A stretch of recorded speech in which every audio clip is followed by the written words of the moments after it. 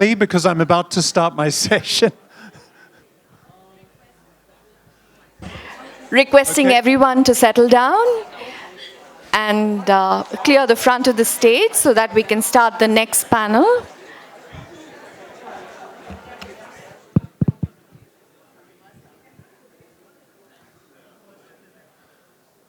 Please take your seats or vacate them, depending on your wish. But we're going to start the session. Hi, Vignesh. Hi, everyone. My name is Jonathan Gil Harris. This is something of an item number. It's very brief. It's a little bit different. You've heard about ghosts. Now I'm going to give you another ghost, a ghost by the name of William Shakespeare. But this is not Shakespeare as you may know him. This is a desi Shakespeare.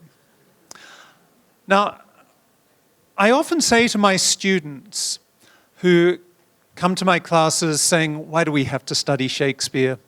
I find Shakespeare so difficult. His English is so impossible for me to wrap my mind around. I say, listen, if Shakespeare was alive today, he wouldn't be writing for the theater. He'd be writing for the cinema. And he wouldn't be writing for Hollywood. He'd be writing for Bollywood. Now, this is what I used to say. I'm going to add a little tweak to this because I don't think Shakespeare would be writing for Bollywood right now, and I'll explain why soon. But up until about 10 years ago, certainly, there was a love affair between Hindi cinema and Shakespeare from the 1960s through to about 2016, when Sanjay Leela Bhansali's film Ram Leela was released. Since then, there's been a dearth. Nothing like films from the 1960s, like there was an early adaptation of Comedy of Errors then. Subsequently, in 1980, 1981, there was Gulzar's Angur. And we've seen many other desi versions of Shakespeare, tremendously successful, not the least of which, of course, is Vishal Bhardwaj's trilogy, Makbul, Omkara, Haider. And when I point this out to my students, they nod and they say, yes, but isn't that just because, they've learned to use this particular argument to shut down conversation. Isn't that just because Shakespeare was part of the colonial curriculum? And if we have an Indian Shakespeare, it's simply a legacy of colonialism that we need to move beyond? And my response is, well, yes, it's true. Shakespeare probably wouldn't have the presence in India that he has had were it not for the fact that the British used Shakespeare, often quite cynically, to promote their colonial ends. But there's more than that. And I tell them the story of when I first saw Omkara in 2007 in a cinema in Delhi. And there were 4 yars sitting next to me. Real yars. They were all like this, leaning on each other, going, he he he he. Are yaar. And I asked one of them, Shakespeare aapko pata hai? He said, gone? I said, never mind. And over the course of the film, I watched these yars watching Omkara, and they were completely rapt by it, completely absorbed in the story. And at the end, I noticed one of them was weeping. And as the credits rolled, I said, did you like this? And he said, oh, bahut badhiya film tha. And I said, so this was based on a story by Shakespeare. The guy you said, Kaun? Nahi, he said, ye desi film hai. And I think that is absolutely revealing of the fact that there's something in Shakespeare, there's something in Vishal Bhardwaj, obviously, but there's something in Shakespeare that is capable of speaking to Indian audiences, independent of the colonial legacy. What the something is, I'm going to call masala. And it's not masala perhaps in the sense that we traditionally think of it. It's masala in the literal sense of a mixture. Shakespeare was a storyteller who loved mixture. And this made him, interestingly, very unpopular with some of the earliest critics of Shakespeare. Shakespeare's contemporaries, even Ben Jonson, his friend, said, well, Shakespeare has a bit of a problem. He goes on a bit too long. I wish that Shakespeare would wield his editorial pen more often. But the fact is that Shakespeare wrote plays that were not only long, but that mixed many different components that were conventionally thought of as distinct. We're used to thinking of his plays as being either tragedies or comedies. But if you look at his major tragedies, you will always find a clown. There's a clown in Othello. There's the drunken porter in Macbeth. Even Hamlet himself is sometimes a clown. And if you look at his comedies, you'll find tragic elements there. The story of Shylock is not a comic story. The story of Malvolio in Twelfth Night is a tragedy. And Shakespeare mixes up high seriousness with the lowest brow humor. He mixes passages of soaring philosophical reflection with bawdy dialogue. He mixes prose with poetry and even song. A little known fact about Shakespeare's plays is that in performance they would always end, even a play like Hamlet, where everyone dies, they would always end with all the company bouncing up and performing a dance, a burgomask, as it was called. So Shakespeare, in other words, knew Nach Gana.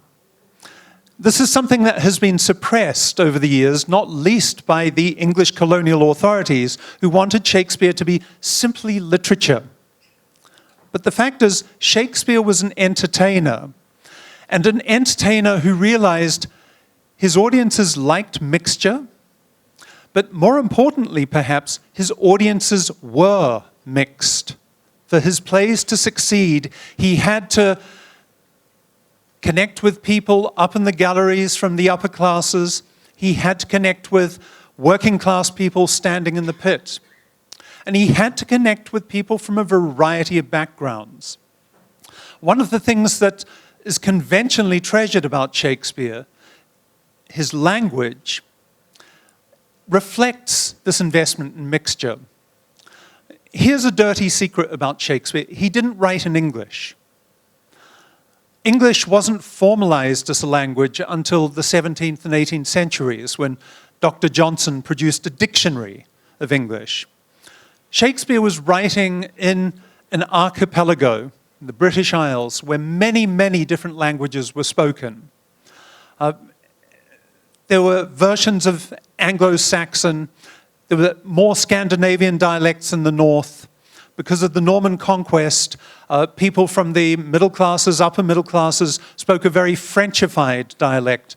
And of course, for the duration that Britain was under Catholic rule, the priesthood spoke Latin.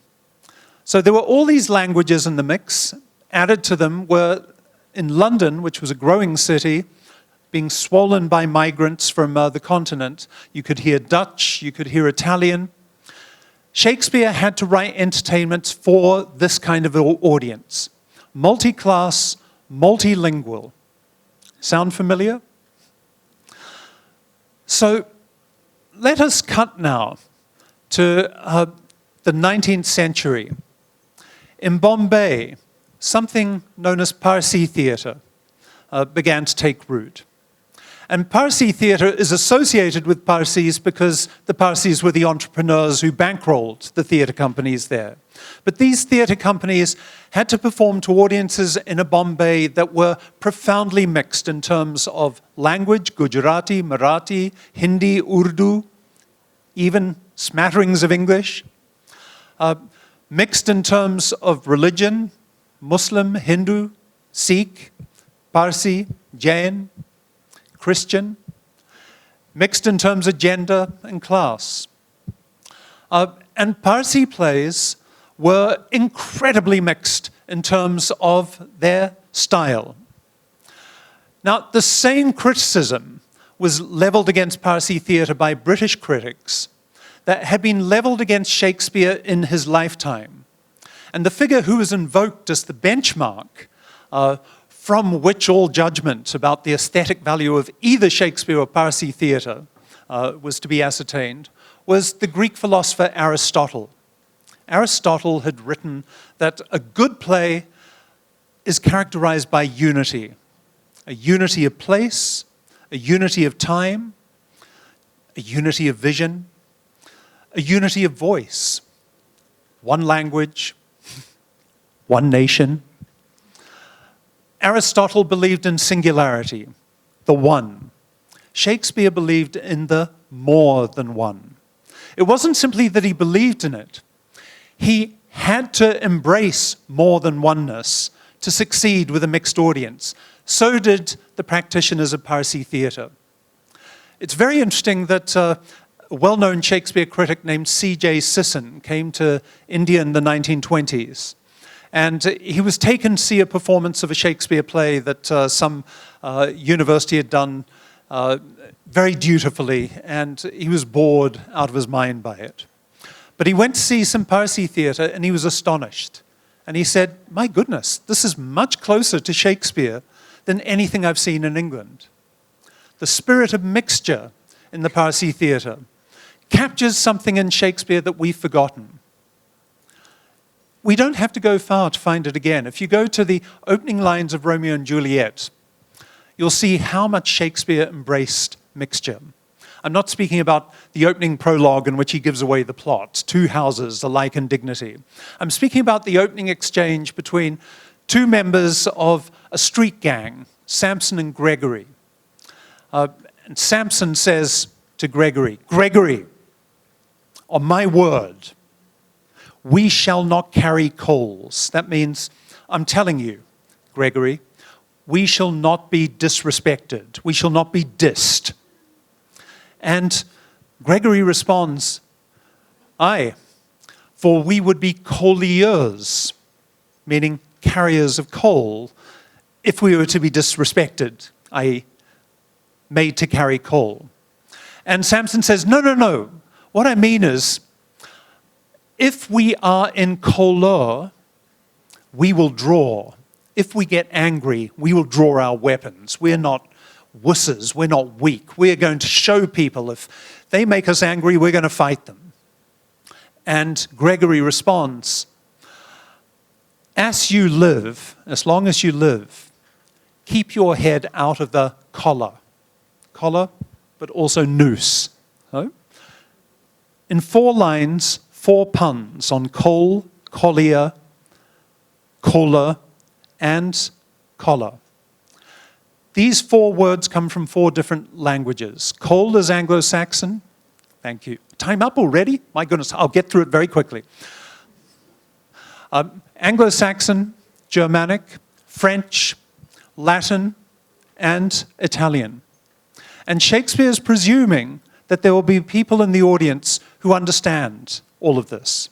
He has to throw words out to a mixed audience, just as Hindi cinema has had to throw words out to mixed audiences. One of the dirty secrets of Hindi cinema is that it was never in Hindi. It was in Hindustani, which is a mixed language. In Hindi films you can hear Hindi, Urdu, Punjabi, English, Bhojpuri, Marathi, you name it. And in the best adaptations of Shakespeare, Vishal Bhardwaj's films in particular, you hear this mixture of language. It captures something of Shakespeare that monolingual productions in the West never get. Now, I said that if Shakespeare was writing for cinema now, he'd be writing for Bollywood. Not now. Things have changed. In an age of Durandar, in an age of films that seek to push the idea that we're one nation, we speak one language, what is Shakespearean about Hindi cinema has fallen away. Hindi cinema had inherited the mixture of Parsi theatre, but that has dissipated. If we want to look for Masala Shakespeare now, we need to move away from the Hindi-speaking North, and we need to look at local cinema industries, but also local forms of theatre. And we would do well to stay in Karnataka. I was just speaking yesterday with my good friend Vivek Shanbag, who was telling me about this extraordinary figure who some of you may well be familiar with, K.V. Ashkara, who has adapted numerous Shakespeare plays into Kannada. The Winter's Tale, King Lear, Macbeth. What's interesting about these is that he captures the mixture in Shakespeare. He uses Sanskrit poetics, but he also employs much of the device of yakshagana. He mixes up his language. He keeps coining new words, just as Shakespeare did, to reach people who speak a variety of languages.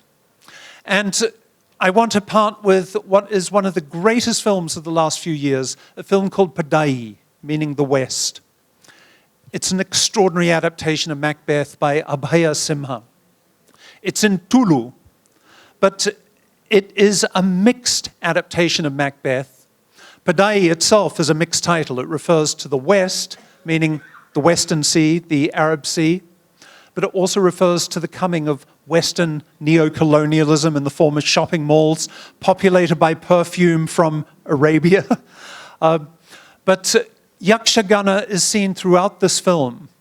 And although the characters primarily speak Tulu, we hear hints of what is typical of the Konkan coast around Udupi all the way down to Mangalore. Hints of also Malayalam, of Kannada, as well as Tulu, and of course English.